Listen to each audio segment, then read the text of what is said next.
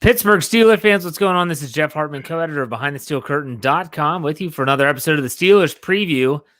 What are we previewing? I don't know. The draft, I guess.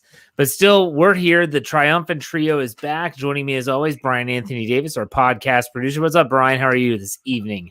It's a beautiful day in Maryland, and it's a beautiful day to be a Steeler fan just because it's happening really soon. What is it, 3 weeks from tonight? We are going to be talking about drafts. That's right. Joining us also, David Schofield. What's up, Dave? Co-editor Behind the Steel Curtain. What's up? I'm doing good. Oh, there we go. I was waiting for us to actually show up on YouTube to make sure we were going through there. People were saying, when are they starting? And here we are. I'm doing all right. It's a beautiful day in the neighborhood, and at least one Pittsburgh team is winning today. Don't jinx it. Don't jinx it. Okay. All right. Anyways, we have a lot to talk about tonight. We decided to go with a talking point that's definitely about the NFL draft. There's really no news to mention. Is there, guys? Is there anything you want to bring up? I mean, I don't think Jameer Jones or however you say his name is really worth talking about. That was a linebacker the Steelers added.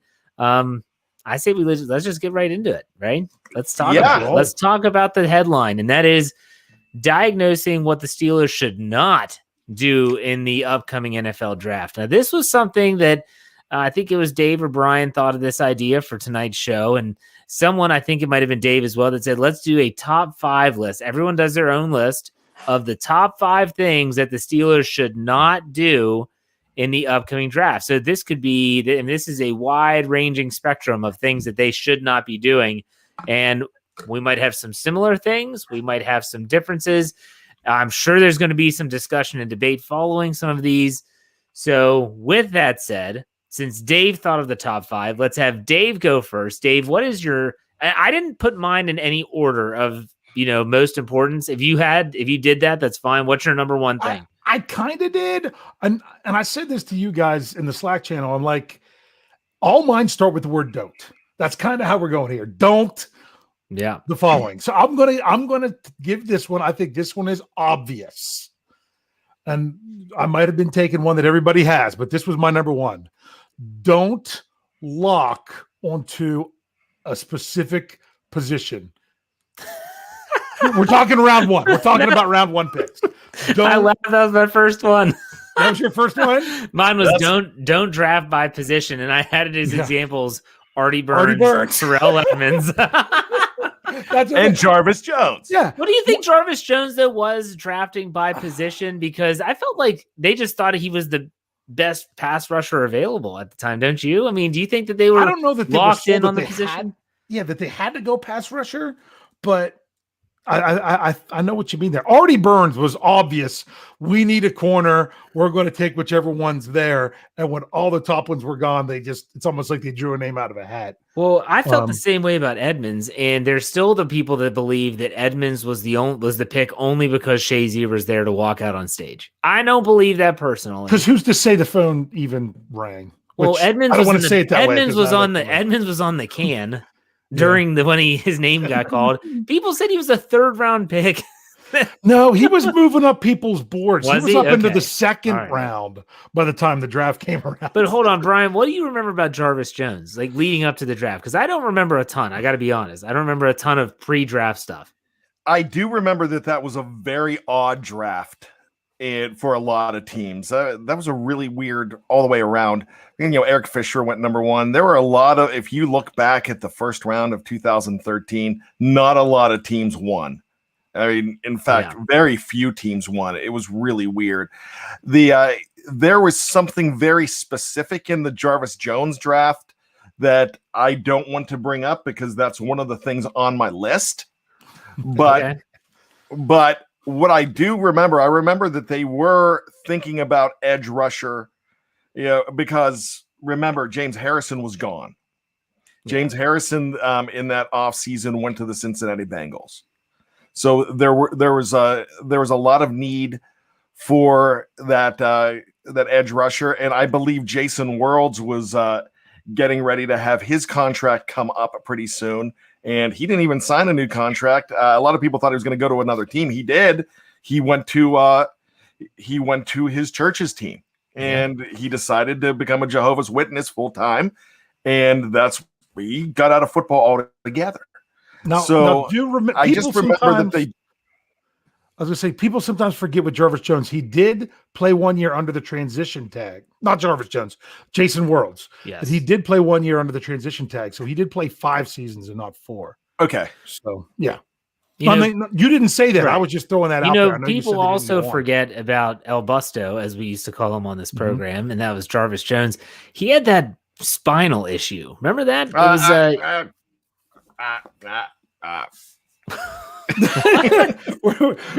Hey, Brian, why don't you give us? You're taking everything off my list. All right, Brian, go ahead. Yeah, Brian, what does that sound? Am I breaking up or something? All right, Brian, go ahead. What's your? I'm going to throw out something new. See, Jarvis Jones, what a lot of people don't remember, had a spinal condition. He had spinal stenosis, so my number one was actually don't draft for a particular position as well. But also don't completely ignore an injury report, but be aware of it. So that was something that really did not haunt Jarvis Jones, the spinal stenosis. But when you have an injury report, because we're talking about a guy this year that a lot of people love the way he plays, but they're scared to death of him. And it's the center from Alabama, Landon Dickerson. Yeah. The guy's very good. But with the injuries that he's had and these other prospects that I'm looking at, some have had there's a player, and Caleb Farley's another one. I think he's had some injuries as of late. And so you have got to kind of balance that injury report. If they've got an injury history, you've got to do due diligence and you've got to look into it. But you don't want to you want to be aware of it, but you can't completely ignore it. It's got to be a major part of your decision making, because if those red flags come up, odds are they could come up later. Quick question. I don't know the answer to this, so throw it out there. Can you all think of any other player that the Steelers have drafted that had not injury concerns? I feel like that's the case with the center from Alabama, that he's had injuries in his past. I mean, the spinal stenosis of Jarvis Jones, that was a big concern for a lot of teams. Can you think of another player they've drafted that have had those kind of red flags? Dave, you're looking like you're thinking of one. Didn't they get Heath Miller because there was concerns over an ankle injury? He did have an ankle. So, Stephon Tuitt had an ankle/foot, and he wasn't able to do a lot of the stuff. That's why he went in the second round. He was projected to be a first-round pick. Can anyone think of anything else? Those are good examples. But they're ones that worked out well for this deal. Oh yeah, absolutely. That's why you can't. You've got to be cognizant of it, but you can't completely put a lot of stock into it either. There's something I want to say, but I have a feeling Brian has it on his list. So I'm not going to. No, you're allowed to. No, that's fine. This isn't even on my list. It's on my list. No, go ahead. But you know what? We all had draft by position, so I'll add this to my list as a fifth, and that is be concerned, similar to what Brian said, but also with off-field issues. Jeez, Brian, were you throwing stuff over there? I'm mad because you took something that wasn't on my list. Okay, be concerned about off-field issues. I think that should be a red flag. So do not just ignore them. Mike Adams. Hello, Mike Adams. He goes to the combine and goes into the meeting with the Steelers, pleading with them, please take me, please pick me at any round. I'll love to play for the Steelers. And they were suckers and they fell for it. And he didn't have any issues, but we also bring up guys like Martavis Bryant, who had issues in the past. First round talent. Absolutely. And it just comes back and bites him. And so I maybe you think about Santonio Holmes. I think he had some issues in college, if I was correct, at Ohio State. While in Pittsburgh, I guess, kind of stuck it out. I don't know. That's my thing. All right, I want to get to the super chat before we lose it. Sean Manahan gives us $5. Says take the best player available in a position of need that will contribute to the team day one. That's a big ask. I mean, you're saying best player available, position of need. I feel like there can be a hybrid there of best player available and positional needs. Contribute to the team on day one. It just depends. It depends on what position. I mean, do the Steelers ever really count on that? On what? They hope to get them involved by the end of their first year or partway through the first year. Yeah. But they've taken the philosophy of trying not to make them have to be ready for day one. But when they are, it's just that much better, when you know what I mean. Yeah. Sean gives us another $5, and he says pick 24 is a good spot for a quarterback if one is available that the team falls in love with, i.e. maybe he's Kellen Mond. He said a la Aaron Rodgers in the 2005 draft. I don't see him as a first round pick, though. I don't either. I don't either. The fourth. I'm thinking he might be a third. You look at some of the other. Jamie Dickerson is a name that's been thrown. Kyle Trask is another one. Definitely recommend if you have not checked it out. Hold on, Brian. Before if you haven't checked out the curtain call with JT O'Sullivan, go back and listen to it. Go back and watch it on our YouTube channel. Really good information. JT O'Sullivan, former NFL quarterback. He does his own YouTube channel. I use it all the time for breakdowns on quarterbacks. So check that out when I'll give that a quick plug. But Brian, go ahead. What were your thoughts? It's funny that, first of all, great show. Awesome show. I listened to it twice. I thought it was that good. Now, I will tell you this. One of the guys that JT brought up, and Michael Beck actually brought it up first, he wanted to talk about Davis Mills. And I'm finding out right now that Davis Mills is being bandied. He's rising up the charts right now. He's hot. And some people, I've read a couple reports today that he might be a first round pick now, which he was talked about in the third round and the fourth round. And that's this isn't on my list, but beware of that late hype with those late risers, because there's a guy named Mike Mamola. If you don't remember him, he was drafted out of Boston College in number 9 in 1995 overall by the Philadelphia Eagles. And here's a guy that, he was a workout warrior at the combine, but he got a lot of, late traction. And those guys that get late traction and become stars late in the draft process, I'd love to see the success rate on those guys because they don't seem to work out. Yeah, that's a really good point there. Just had to answer a question in the live chat. All right, so let's go to our number 2. Okay, our second thing. Again, it's probably going to be on someone else's list, but Dave, we'll go back to you. Get us started. What's your second? Okay, now I just want to know, all of mine are dealing with I'm specifically more about the first round than anything else. Okay, but this one could go beyond this because 2 and 3 of mine are both similar. You'll find out. Don't be afraid to pick up the phone when it rings. Okay. I love that. Okay. Another one, that was my number. Actually, I combined my 2 and 3 one. Don't be afraid to pick up the phone and dial was supposed to be my number 2. And don't be afraid and don't be afraid to pick up the phone when it rings was supposed to be my number 3. And I combined them into 2. So I got to say it both. So you're talking about trades, accepting and being able to wheel. I'm talking about with teams.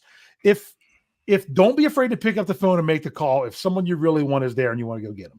Also, don't be afraid to answer the phone when it's your pick. If somebody's wanting your pick, if you think that you could make something happen that way, just don't rule it out. Don't be locked in. Do what you have to do. Now I'm gonna skip Brian here for a sec because I have one that piggybacks off what Dave said. Do you mind if I go ahead of you, Brian? That's fine. All right. My second one was don't trade out of the first round for just a mid-round pick. I'm fine trading out of the first, trading back. And I saw some people in the live chat were saying team trade back, which is fine. Number one, it doesn't happen often. What was the last time they did it with Casey Hampton, right? Hampton. That was 2001. That's what I thought, yeah. So it doesn't happen often. But if they're like, oh, yeah, we'll trade back and we'll get their third round pick. Yeah, screw that. You need another second. Like, that's what I would want. I want your second round pick. Or if you have more than one second round pick, let's say there's a team that has 2 seconds and they want, we'll give you one of them. Because if you're going to get the quality players the Steelers need, you can't just get another third. Like, I'm thinking to myself, if you had 2 second round picks, and I know a lot of teams aren't going to want the 24th pick and give up a second round unless they have more than one. If you're going to trade out of the first round, I'm going to want an offensive lineman and Javonte Williams with one of those 2 picks. Like, that's what I'm going to want.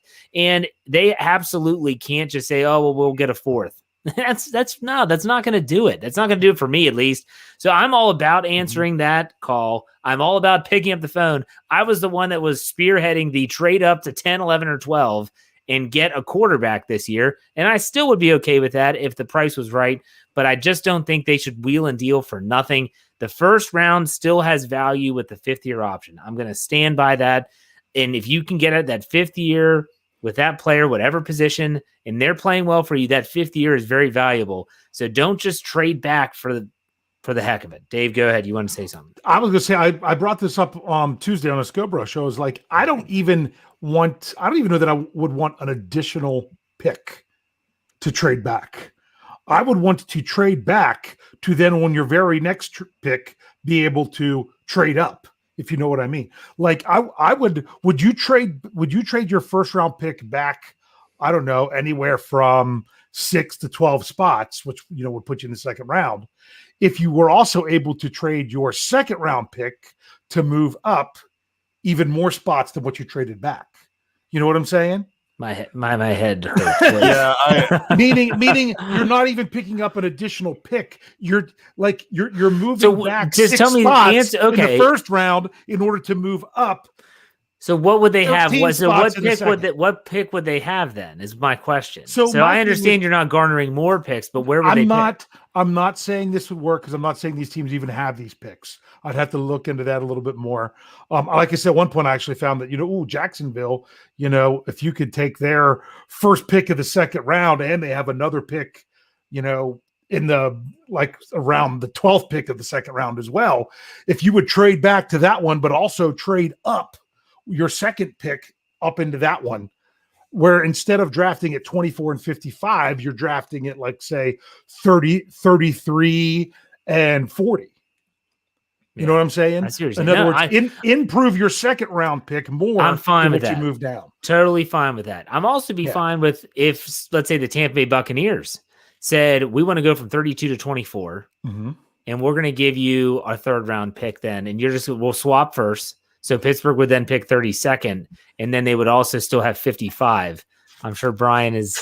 What are you doing, Brian? Oh, it's gone. I mean, you guys just took everything.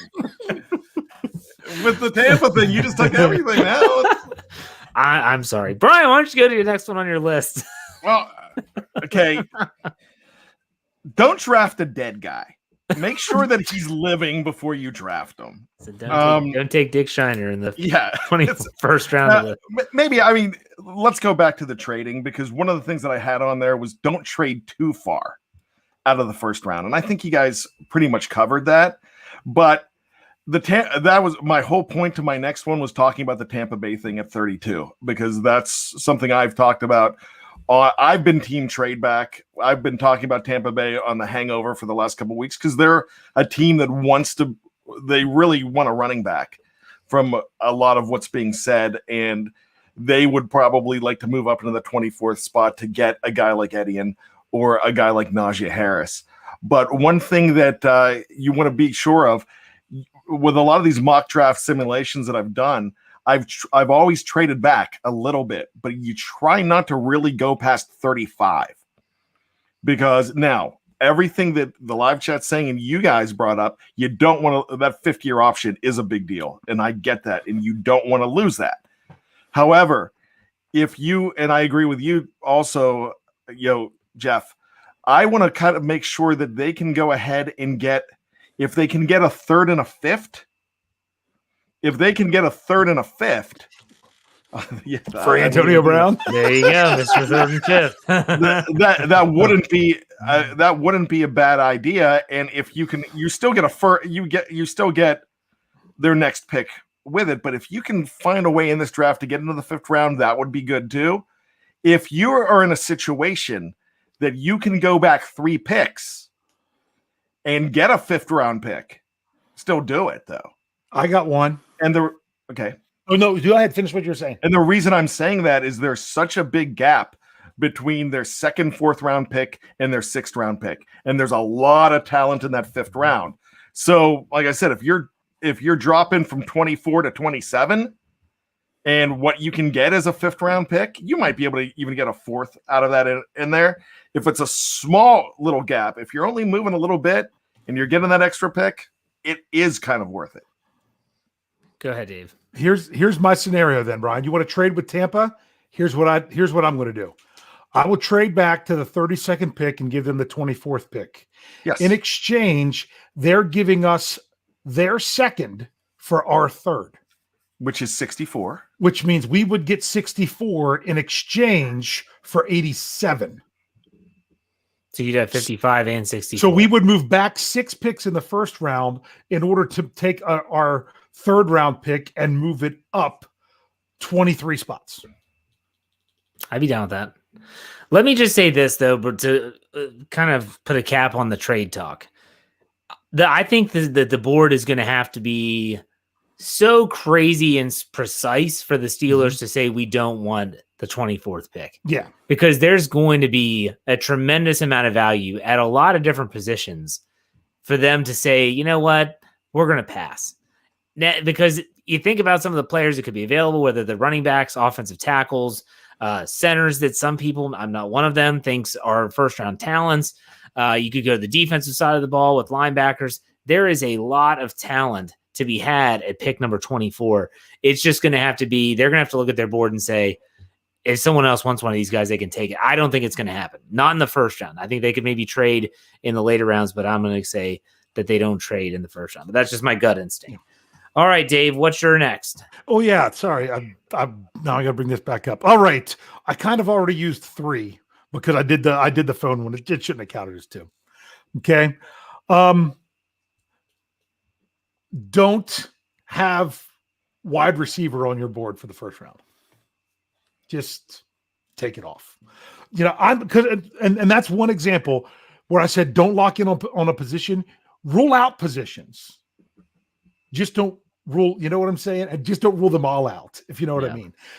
When we say position of need, I'm okay if there's just an average need, but there should be some positions that you're like, I don't know if it's really wise to do this. The Steelers, I mean, and they love their wide receivers, but right now, adding one more wide receiver isn't going to help until 2022 because of what they have right now. I mean, it would help some, but I mean, it's not going to make you improve like it would in other places. So rule out positions, and one of them I would rule out as wide receiver. In the 1st round only. In the first, but they honestly, they never take wide receivers in the 1st round. The last time they did that was what? Antonio Holmes? I think you are correct because Holmes was after Burris. Yes. So, yeah, I would say save wide. If you really want another wide receiver, save it for day 3. Okay, well, let's roll with this for a sec. I agree that there are some positions you say they're not the 1st round pick, even if it's the best player on the board. This is where I think there's that hybrid best player available, but you certainly eliminate some positions. Wide receiver would be one of them. What other position would you say the Steelers should not target in round 1? What's another one? Safety. I agree with Brian. I agree with that one. So what is there? Are there any others? I have one, but it's going to bring up my last one. Okay, don't say it then. No, I don't mind saying it. Then say it. What's that? then say it. Well, you guys know this one because this was the example I gave. Don't draft a tight end in the 1st round unless his last name is Pitts.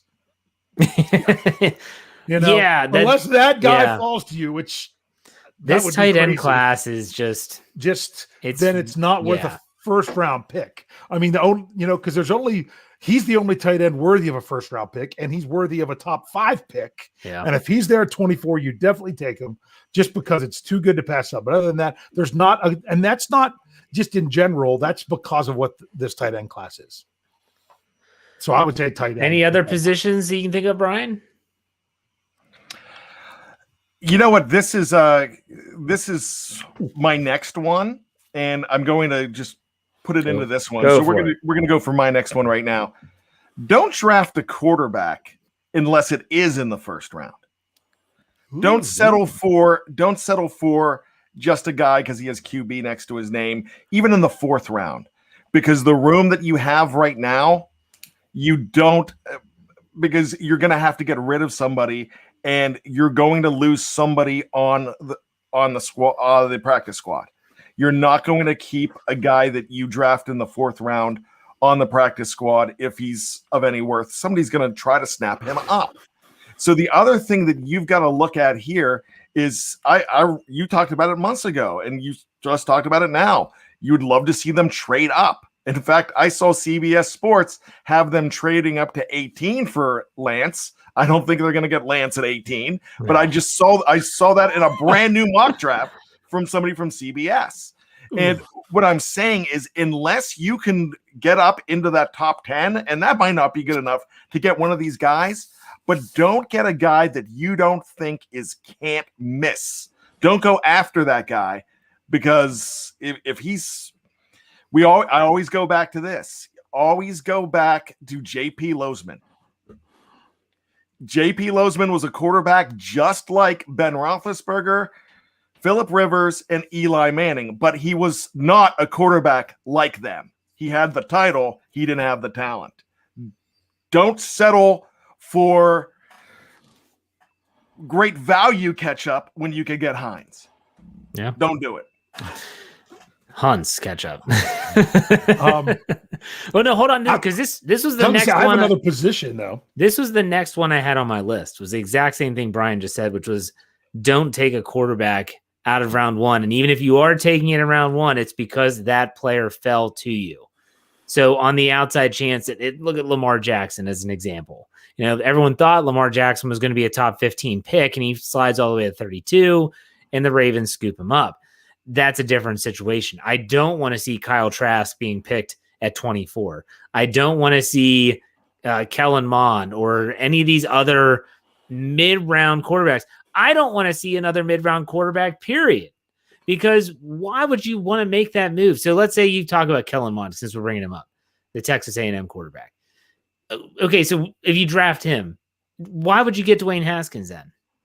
It's seemingly the same guy. You don't need to keep Haskins. No, you don't have to keep him. I'm not saying it would. To me, it's a wasted pick. It's a wasted pick in a year that you need as much talent at certain positions as you can possibly get. And so if you're going to spend a 3rd or a 4th even, you could have spent that on somebody that was more inclined to impact the roster in 2021 than a project quarterback. Just my opinion. Dave, you said you had something. I'm going to say something about quarterback. If they were thinking like, well, you know, we could maybe do Mond in the 2nd round, you know, because he's not good enough. We don't think he's better than the 1st round. And then he's still there in round 3. And you're like, no, we have other things we need to do. And then he's still there in round 4. And then he's still there for your comp pick in round 4. Then that's a different situation, but it all depends on this. You know, everyone always said the same crap about Mason Rudolph. If you like him. They said, we had a 1st round grade on him. Okay, that's great. But you know what the funny thing is that no one in their right mind thought that Ben Roethlisberger was going to be retiring anytime soon when they took Mason Rudolph. Yeah. So we all talked about how we liked Mason Rudolph coming out of college. We thought he had potential. Maybe he was the next guy. But none of us sat here on this show or any other show and said, yeah, I think Ben's probably going to be done in a few years. This would be different. That's the only difference between taking a mid-round quarterback now compared to when Mason Rudolph was picked, and that is that we know that Ben is at the end of his career. And so if it is a project quarterback, then the project could actually produce something because you're going to need a quarterback. I'm hoping that makes sense because it does in my head. I understand. Okay. But I know people 6 years ago were upset because we didn't have Ben's heir apparent on the roster. 6 years ago. Well, yeah, he was talking about, maybe I'll retire. You know what I mean? So now it makes sense to not want that. But before we break, I have one more position that they shouldn't come anywhere close to in the 1st round. Do it. And they're not. And we're not counting specialists. That's a cop out. Ready? It's a position that I have completely out for the entire draft. I know what you're going to say. And that's defensive line. There it is. I mean, they carried an extra player last year on the line, and every single one of them is back. If you draft another guy, where's he going to go? You know, seriously, you're going to have to get rid of at least one other guy that you already have. So they can pass that position unless there's just someone that's too good to be true when the time comes. But please, not in the 1st round. There's a lot of people that are saying that they're talking about punters with me, like Felicia. She says Steelers 1st round pick punter. There you go, Jeff. I just want any way to get Jordan Berry off the roster. I don't want them to spend a first-round pick. I just want him off the roster. That's Tony Defeo mock draft stuff there. mock draft. There you yes. go. Blake gives us $4.99. He says, which player realistically would you be the most excited to see as a Steeler as a stipulation out of the Big Ten? You jump out of your chair and celebrate. Well, you know what? We're going to answer this question right when we come back after this break. If you're listening on the audio side, go to part 2. If you're watching live on YouTube or on Facebook, don't go anywhere because we aren't going anywhere. Be right back.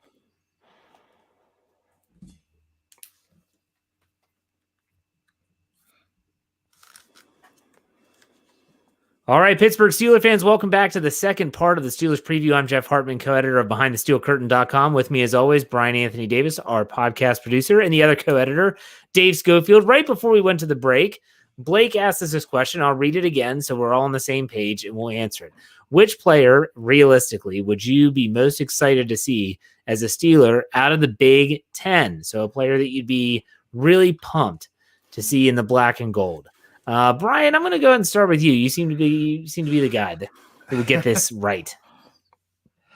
Yeah, this is kind of tough for me, and It's got to be realistic, so you can't say like Justin Fields because that's not realistic.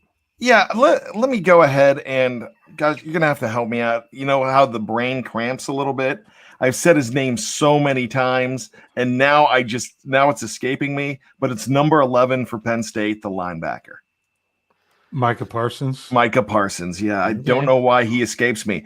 Now that's a guy who, I mean, if he drops, he opted out last year, right? He didn't play in 2020. He did opt out. Has off-field issues, off-field stuff. Yeah, I mean that's there. I just think, and I've heard he's a disaster. I've actually somebody in the live chat has said a couple weeks ago that he's just a complete disaster as far as character goes.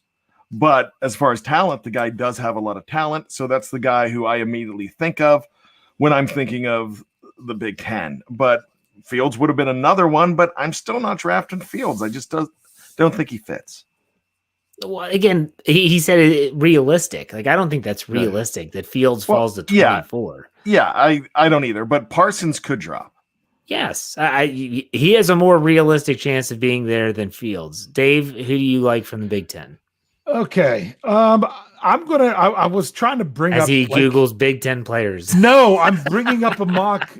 I was trying to bring up a mock draft so I could say, well, if Brian's going someone there that some people have as high as, like, I've seen Parsons at, like, I just pulled up a recent mock draft. They have him as 7, but the one that I highlighted on Monday for the mock draft Monday was. He was available for the Steelers at 24, and they had the Steelers take a 4-3 edge rusher over Micah Parsons at 24. And I'm like, that's just crazy. But someone who I could say, okay, well, someone who I don't think will be there for the Steelers either, like Parsons, but is a little bit further down the list. Thinking outside the box. BJ Finney. Not your typical not your typical Big Ten school in Northwestern. Rashawn Slater. There's no way Slater's at 24. You really think probably so? not? He's Right like now, the second-rated tackle. Right now, I see him as 12, but there's no way Parsons should be. He's like 5 or 6. Okay, I'll play this. I'll play this game. I'll give you a player, and I wouldn't be overly ecstatic for this player, but I think the Steelers like him. The brass was at this pro day, and that was the University of Michigan. Jalen Mayfield, who's a tackle, and he's got off-field issues too. He's inexperienced. He, I think, opted out midway through last season because of like a back issue or something.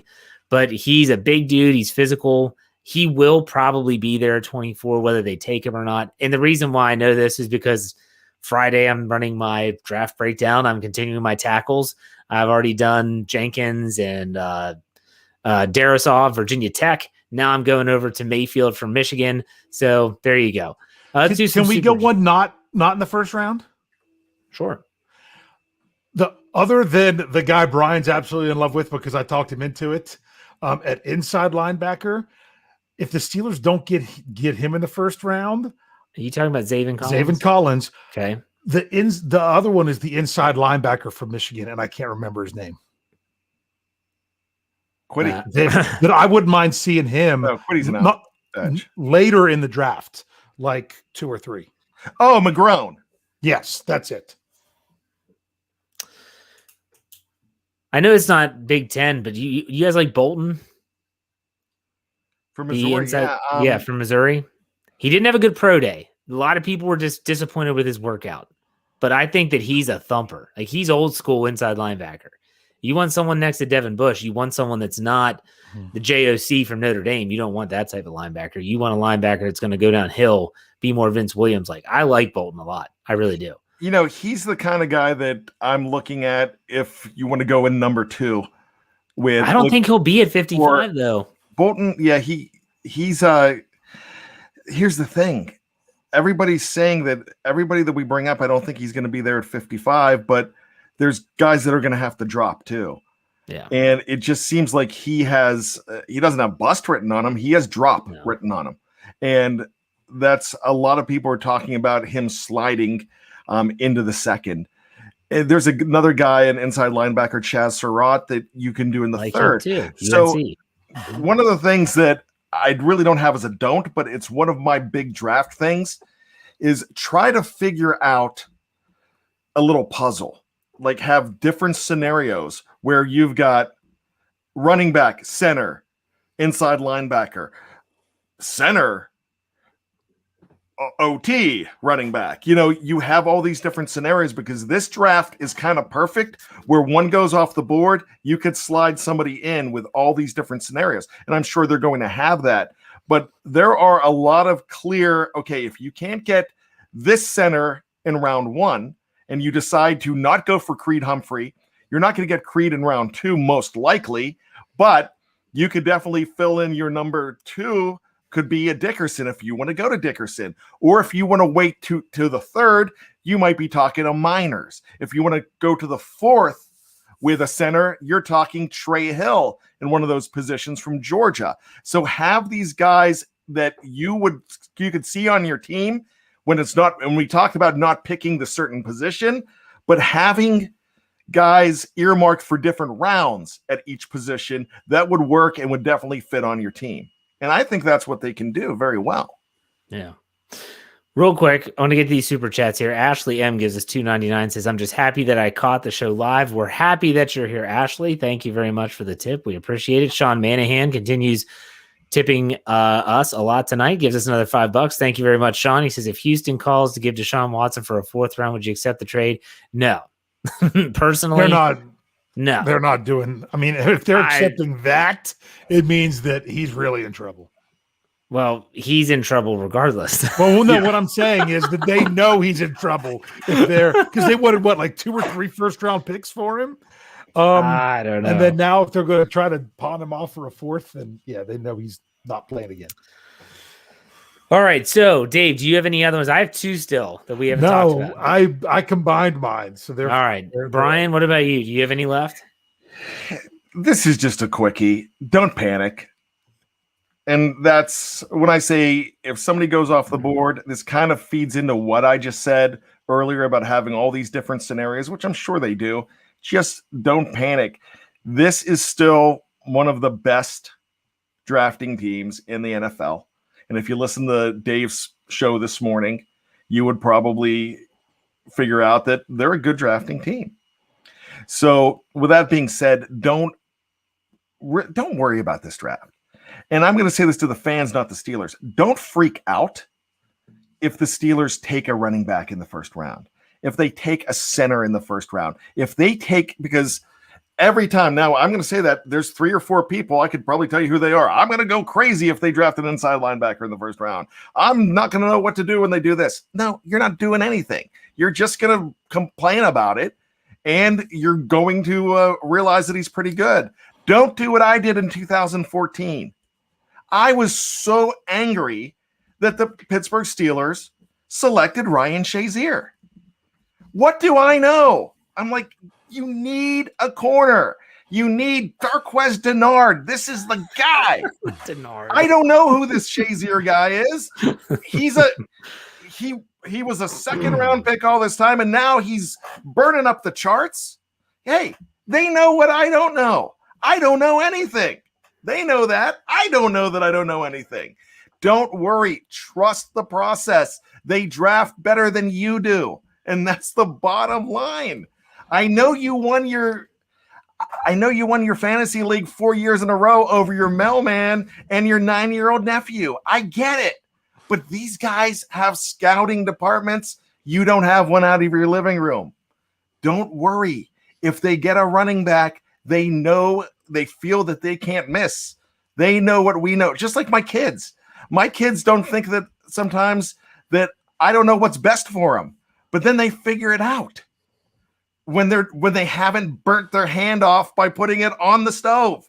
They know that, all right, maybe he's onto something. So these guys know what they're doing. They don't have the bust that you think they do. They had a bust in 2013. They had a bust in 2016. I could tell you a lot of great picks from 10 to 20. And I could tell you about them right now. We just don't have the time. Not the best color man in the league for nothing, Phil. So I have 2 left on my list. Those were good, Brian. I'm going to say, and I'm going to preface this with, I talked about this more on my Let's Ride podcast that comes out Friday morning, which is I view draft picks like baseball analogies. In my opinion, it is a situation where you need to have 1 home run, give me 2 doubles, and then you throw in some singles. And you got a good draft class. You have a good draft class. I think they did this. It was personified to a T in 2020. Chase Claypool was your home run. You have doubles with Kevin Dotson and Alex Highsmith. And then your singles are like Antoine Brooks, Anthony McFarland, and Carlos Davis, all who made the team, all who played. Dave wrote that article for the website, how it was one of the first draft classes that everyone made the team and participated, right? The first. Yes. So first draft class where every person played at least 1 game with the Steelers that was drafted by them. And I think a lot of people, especially those that aren't Steeler fans, forget that Chase Claypool was a 2nd-round draft pick, and they still hit a home run with him. They need the 1st-round pick to be a home run this year. They really do. And so that's why my next one is don't select a defender who is a project. If you're going to go on defense, and you're going to take any defender, I don't care if it's defensive line, even though Dave said don't take it. I don't care if it's corner, safety, inside linebacker, outside edge, doesn't matter. It needs to be a player that can come in on day 1 and at least contribute. Doesn't have to be a starter because we know our defense is good, but they need to be able to contribute. And that's not someone that you think about. Perfect example is Bud Dupree. Bud Dupree was a project from day 1. Everyone knew it. He's a freak of an athlete, but he's just not ready yet. They can't make that pick this year, in my opinion. So you guys can chime in on that if you want. Go ahead, Brian. I will, and I'm going to agree with everything you said, and I'm going to see your Bud Dupree, and I'm going to throw in a Cam Hayward. That's a good point. Yep. Cam Hayward took 2.5 or maybe 3 years to really be a bona fide starter for this team. And then when it came around contract time, he wasn't going anywhere. And that's kind of what happened with Bud Dupree as well. But you've got to give these guys time. And that's for the fans again. Give these players time. I talk about it all the time. Terry Bradshaw would not be a Pittsburgh Steeler in 2021 if he was drafted in 2016.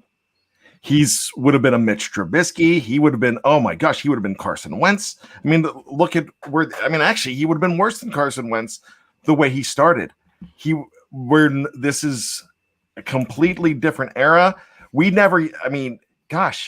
If you listen to the fans in 2003, Troy Polamalu would have been a Hall of Famer for another team. Yeah, you're right. They were down on him, that's for sure, because they traded up to get him, and then he didn't really play much his first year. Dave, you have any thoughts on that? No, you say don't take any projects on defense, but you know what? That's what the 7th round is for. It really is. I mean, because all the 7th round, I'm not saying just on defense, just in general, by that time you're taking a flyer on someone. That's all that's there. Your 7th rounders usually don't amount to anything. That's why it's amazing when the Steelers have 7th rounders that have contributed, like what they did with Kelvin Beachum and someone like that. Because to me, all a 7th round draft pick is an undrafted free agent that you didn't want to have a chance for another team to pick up. That's what the 7th round is for. Because you're going to you have guys that are just as good that are going to be your undrafted free agents that you're going to be trying to sign after, but you don't want to have to fight for, if you know what I mean. What does the 7th round have to do with the first round? Yeah, Jeff was talking about the first round, wasn't he? Yeah. Oh, you were just talking about the first round? Yeah, just the first round. Just making sure. No, because I would agree with you in general that the Steelers shouldn't take a project defender. I wouldn't take one in the 4th. You know what I mean? Well, the 4th I'm okay with, but I'm like, if the first round, if you're going to pick a defender at number 24, it has to be someone that can play this year. Oh yeah, it has to be someone that can project in the first 2 days. And they've made that move before, i.e. Cam Hayward and Bud Dupree. So you are definitely right there. I thought you were extending it further out, which is fine. I mean, I would have even agreed with it further out. So Seattle has 2 losses. All right, no, I just didn't. I left my list to the first round, but I thought you guys were talking beyond the first round. I thought I screwed it up. Let me say this, because we have all these inside jokes, and for the people that have listened to us for years now, when we say Seattle has 2 losses, they get it. If we say touchdown zone, like, they get it. But I feel bad for the people that might just tune in to a random Steelers preview that they just search Steelers on their iTunes and found this podcast. Like, Seattle has, what the heck are they talking about? Seattle has 2 losses. They're all inside jokes. Don't take them take them with a grain of salt. We'll put it that way. Felicia gives us $20. I feel like there's an explanation here because I don't understand this at all. She said, "This is my mulch donation since you didn't give me any info. Love you bad." Thank you for the $20, Felicia. Brian, please explain yourself. My scout troop, I had mentioned on, I guess it was the Hangover 2 a.m. I mentioned that my scout troop, their big fundraiser is mulch. They sell mulch, and it's a huge fundraiser. We do it in the spring, mulch. And I said, and I'm the scoutmaster now, and I said, everybody, I said, look, I don't care when we do it. Just do not do it the weekend of the 29th to May 1st, because I am not going to be available. I am working the draft. That is a huge weekend for me, and that is the only thing I'm doing. The wife and kids know I'm not around draft weekend, because that's basically Black Friday for us. You know, that's our big retail weekend. Draft weekend is huge for us. So I said, don't do it. They went ahead and scheduled that weekend. So I was bringing that up. And since we do deliver mulch, but we cannot deliver to Louisiana. So Kathy was going to go ahead and give us a donation, which was wonderful. I appreciate it. She asked for the information where to send it to, but since I don't multitask well, I wasn't able to type it out and send it to her on the show the other day. So thank you so much. So we had Jerry Cherryvan, who is, I got to tease this out. He's debuting. He put out a new single, and I have it as my intro for Let's Ride on Friday. So make sure you check out my Let's Ride podcast, if anything, to hear his newest single, which is out. He asked about the Seattle has 2 losses. He said, I've heard it for years, but never knew what it meant. So this was a discussion that the 3 of us were having. Dave and I are going back and forth, as Dave and I often do. And we said, Brian, what do you think? And now, mind you, this had nothing to do with the Seattle Seahawks. And Brian was out in La La Land, and Lord knows what he's thinking about. I don't even want to know what he's thinking about. He's reading the live chat. I was reading the live chat. I'm sorry, Brian was being distracted by the live chat, as he always is. And when we say, Brian, what do you think? He goes, Seattle has 2 losses. And Dave and I looked at each other like, what? What does this have to do with anything that we Which just was talked something about? we were talking about teams with how many losses they had, but like 5 minutes. Well, like 20 minutes before. So stay with a touchdown zone. Bad makes those mistakes. We do have a lot of inside jokes. Like, some people that might just be randomly listening want to know why Frank Webb gets talked about so much. His name's not really Frank Webb. It's, what is it? Ralph. And we were talking about running backs, and I said, well, you know what? They have Ralph Webb on the roster. And Jeff's like, what? I have no clue who that is. And so he just named him Ralph. Frank. It's Frank. Now, I mean, has become so famous. We had somebody in the live chat named Frank Webb Lives Yes. for the longest time. Frank Webb is my dad, or Frank Webb's son, or something like that. There's someone Frank on Twitter. Webb's burner or something like that. No. That's Dick Shiner. Dick Shiner's burner is on Twitter. Okay. Someone has a Dick Shiner burner. Again, there are people that have been with us since we started doing this show, the three of us, and even when it was just Brian and I, that have been listening the entire time. Like, I hope you all remember all these stories because we don't forget them. All right, so I have one left. Does anyone else have another one, or is this the last one? Yeah, you can go ahead. I'm done. All right, here we go. Done. Please don't pick a player based on the school or conference. And I used Alex Highsmith as a perfect example of this. And this is not just first round, by the way. This is not just first round. I'll talk about let's do day one, day two. Day one, day two. Rounds 1 through 3. So Alex Highsmith, when he was drafted last year, I know I wasn't alone. And you hear it, okay, the second round or the third round, the Pittsburgh Steelers select Alex Highsmith from Charlotte. What? Who? Where? A third round pick? Are you kidding me? I mean, I felt like well, Dave, you're he showed up in some of my mock drafts. Wait a second. But you know who really knew him? Who really called it? Shannon. In a contest. Shannon called Alex Highsmith as their third round pick, which is crazy. Now, let me jump in, and this isn't to toot my own horn because I have no horn to toot. What I'm saying is I just watched this episode yesterday. I watched the beginning of it because last year we did something called the live watch party for each pick where we're watching it and it comes up. So the three of us are watching it, and we all did this. Who? All three of us. And then we agreed that it was a good pick. And then Dave brought up the Shannon thing. And we're like, this, and the more we found out about it, we did not poo-poo this pick at all, but we were all, well, okay, this is a name we don't know. And this goes back to the year before, and we're talking about inside jokes, and we're talking about, we teased Dave for the longest time about Deontay Johnson, just because he's like, why are you picking this guy here that we don't know who he is? And he was just, it was a live reaction. He was a little bit of frustration. So Jeff and I are like jackals. We're just like, we just like jump on him, and you hate Deontay Johnson. And he's like, no, they had another pick, 15 picks later. And I thought they would maybe take him there if they really liked him. But then I found out he wouldn't have been there.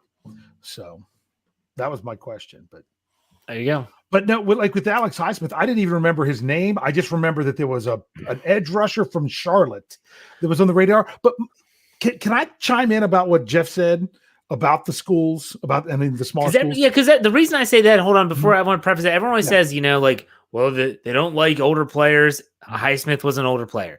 They only picked from Power 5 schools. Highsmith was not from a Power 5 school. And I felt like they just can't paint themselves into a corner with some of these categories. Go ahead, Dave. When it comes to actually trying to figure out who the Steelers are going to take, the hardest thing to figure out is the small school guy. Yeah. Because they're probably going to take one or more in a draft. There's a decent chance that they will. They've done it a lot. The question is, you have no idea what they see and why that's the guy they like.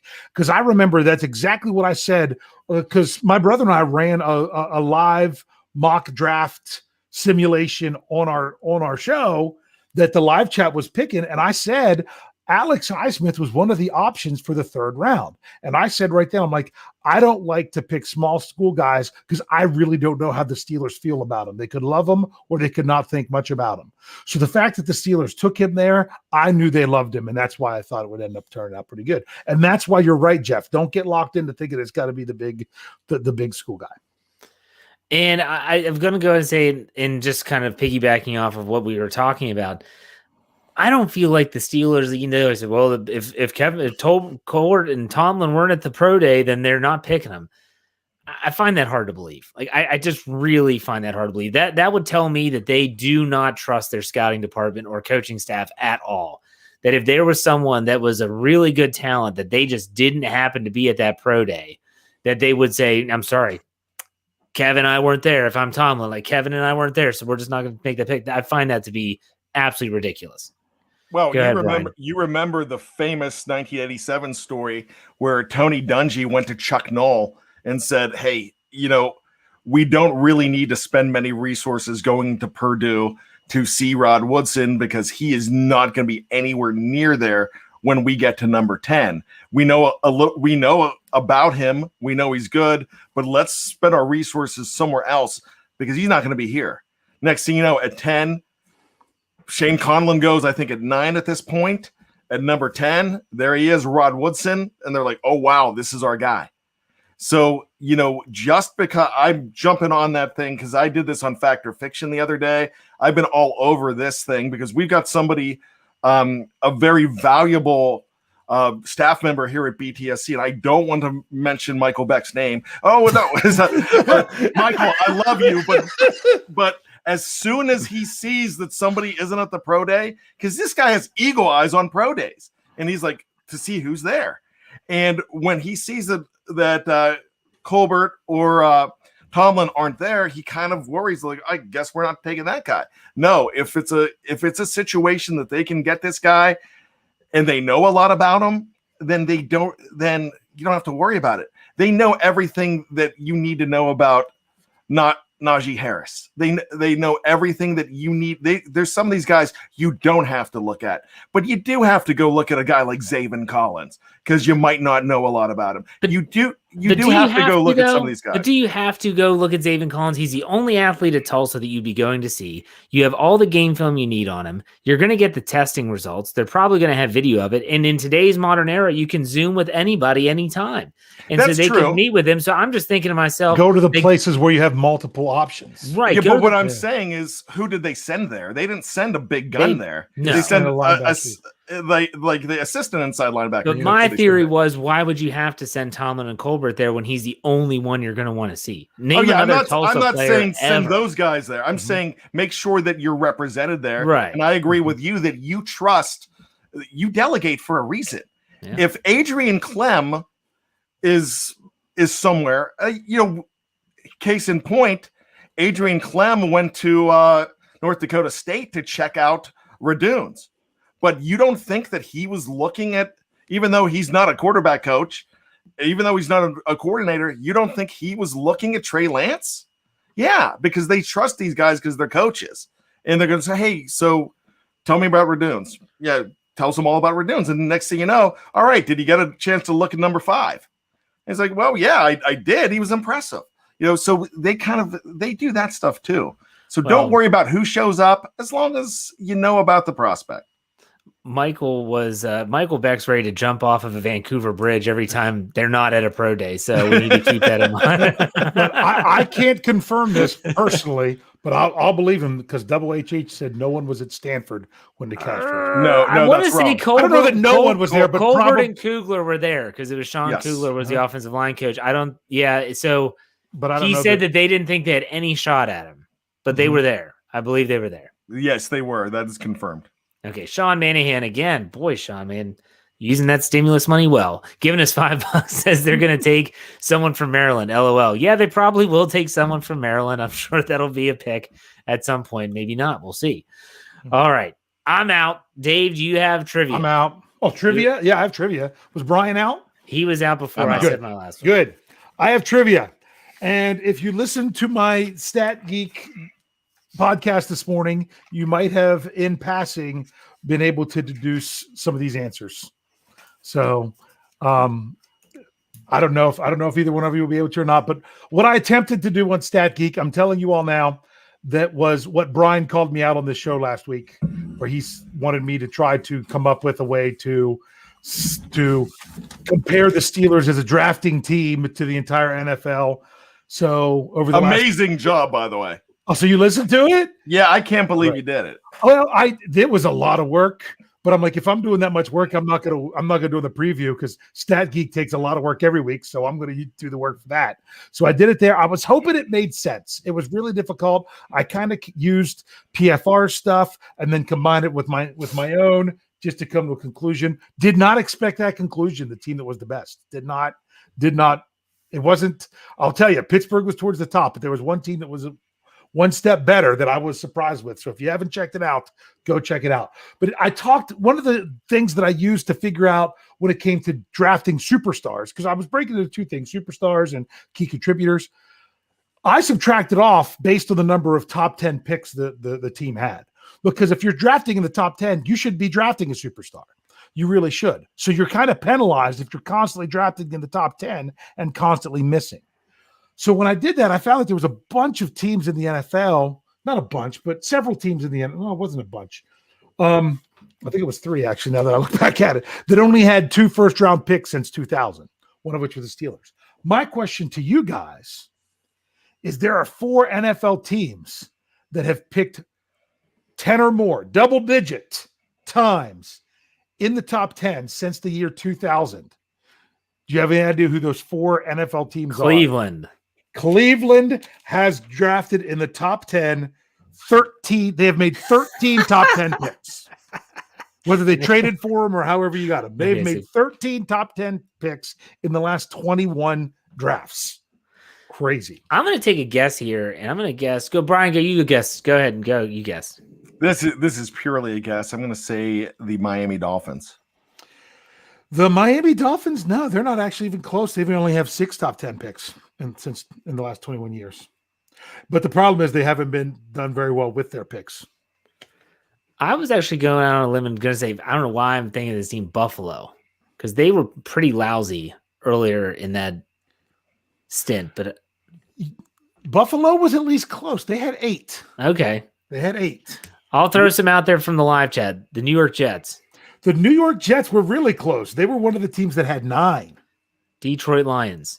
Detroit Lions is one of them. The Detroit Lions have had 12 top 10 picks in the last 21 drafts. Let me throw in Arizona. And there you go. Ding, ding, ding. The Arizona Cardinals have had 11. Jeez. 11. So you're only missing 1. I will tell you there was 2 from each conference. So you're missing the other one in the AFC. Was it the Raiders?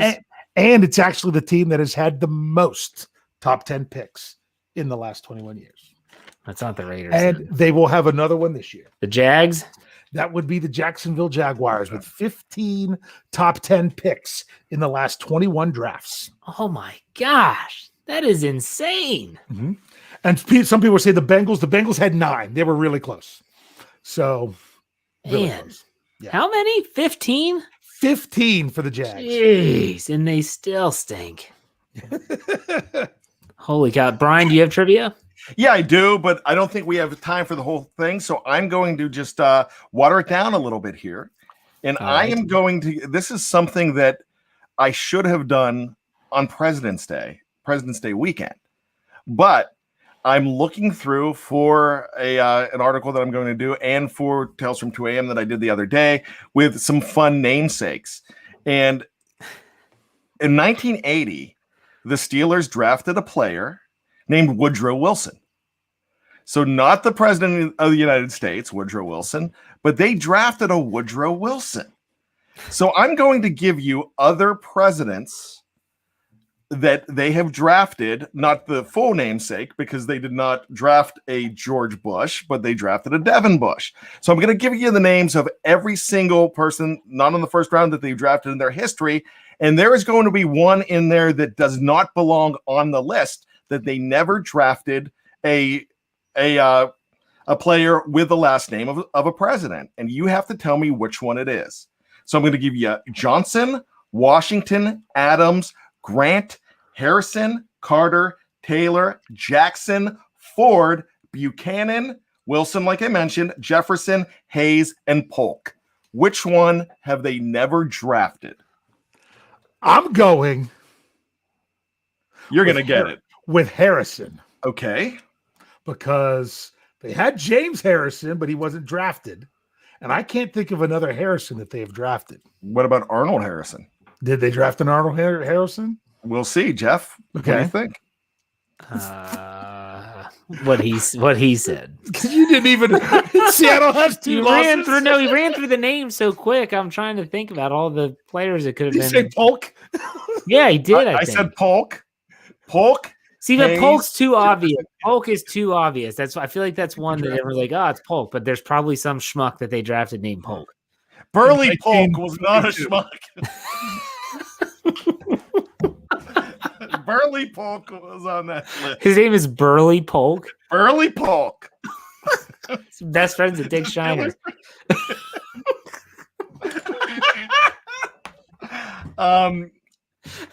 So you're not gonna guess. No. All right. Jeff ruins it once again.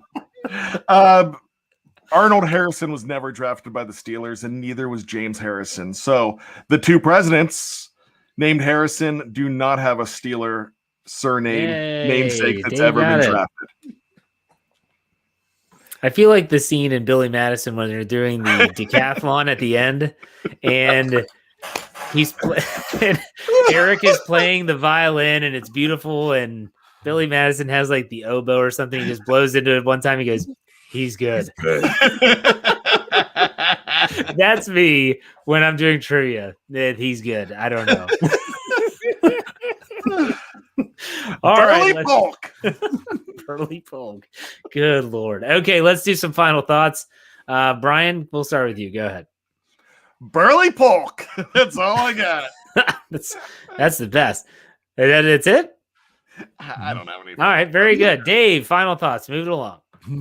Can't wait for the draft to be over so we really know who we got. That's what it comes. We can sit here talk about all these players and don't do this and do that and everything else.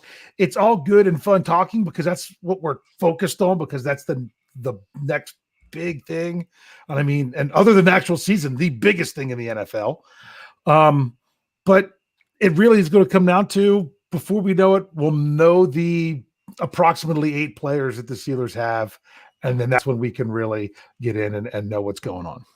See, I love the anticipation of the draft. It's like Christmas. There's a whole season for it, and you're always waiting for it. And then it comes and you finally get those presents, and then you get to analyze them. But then there's that lull. So I love this. People eat it up, and I'll talk about the draft up until the day that they actually pick.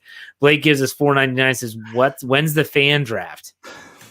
You know what? I needed to do that. So thanks, Blake, for bringing that up. So the fan draft is coming up on the 26th of April.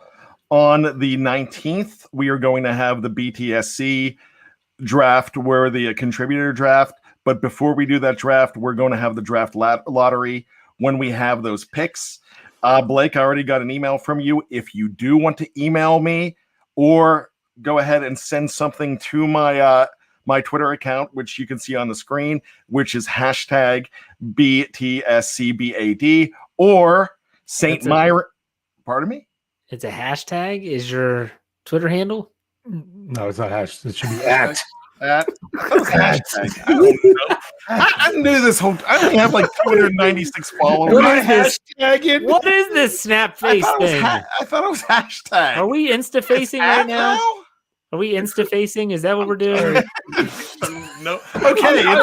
He just reminds me so much of those commercials about your parents, turning into your parents. It's like, if you printed up directions to get here today, you're in the right place. I need Dr. Rick. Yeah, I Brian's printing out MapQuest directions. So it's at, and he just said, "You got that's been up there for months. Why didn't you correct me?" Oh, goodness gracious. You were wondering why you were trending. I even said it was hashtag DeFeo, man, too, for Tony. Oh, goodness. I don't know this. Gosh, I'm an old man. So it's at BTSCBAD on Twitter, apparently.